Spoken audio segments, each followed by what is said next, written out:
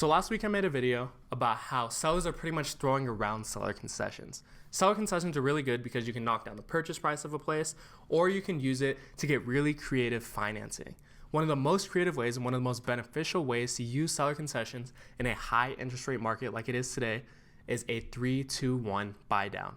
The way a 3-2-1 buy down works is your first year, it'll drop your interest rate down 3%, it'll drop it down 2% the second year, and down 1% the third year. So if we look at current interest rates, we'll see that interest rates are at 7.63% for a 30-year fixed rate mortgage average.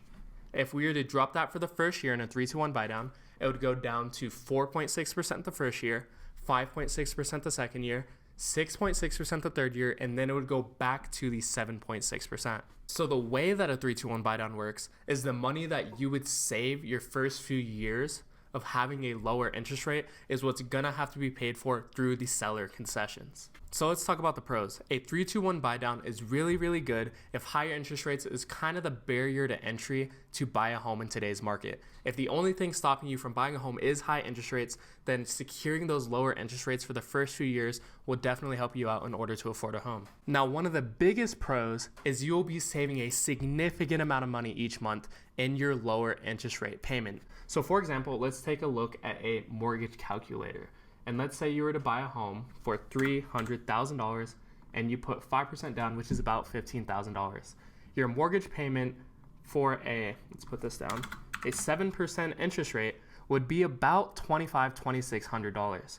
Now, if you drop that to 4%, which would be the 3% down your first year, it would go from $2,548 down to $2,012. And so it's almost $500 lower each month for the whole first year.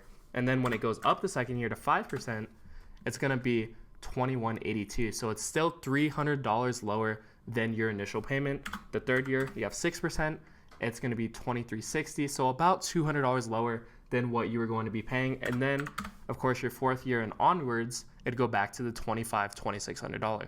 Now, this is very important because the $500, $300, $200 that you're saving each month for the first year, second year, and third year, you can use that for the things you actually want to buy. For example, when you buy a home, everyone thinks about closing costs, everyone thinks about down payment, but no one thinks about you're going to have to hire movers. You can use the money to buy furniture. You might have to buy dishes, buy home decor, things that you want to actually put into your house and not just have an empty house and not just be broke for the first few years. Now, you can also use these next 3 years to your advantage. For example, we saw that interest rates were at 7.63% at the current market.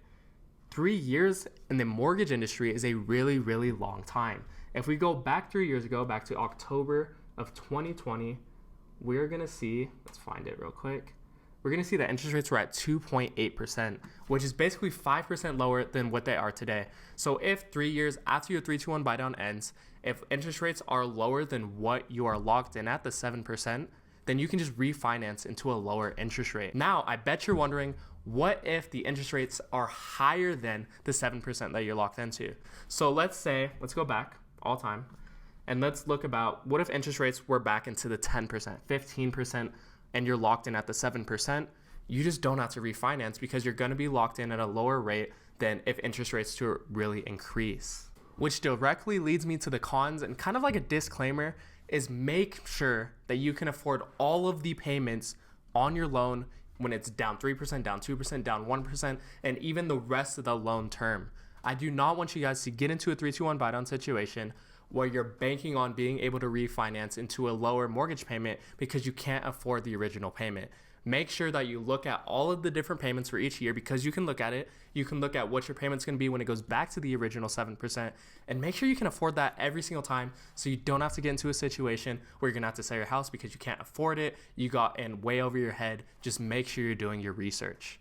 Another major con of a 3-2-1 buy down is you cannot stack this with a lot of first-time homebuyer programs.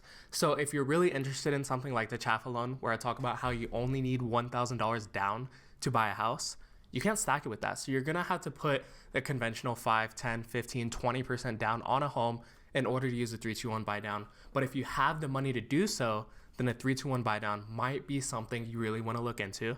Talk with your lender, talk with your real estate agent. But that's pretty much it for this video. I really hope you guys enjoyed. I hope you guys learned something.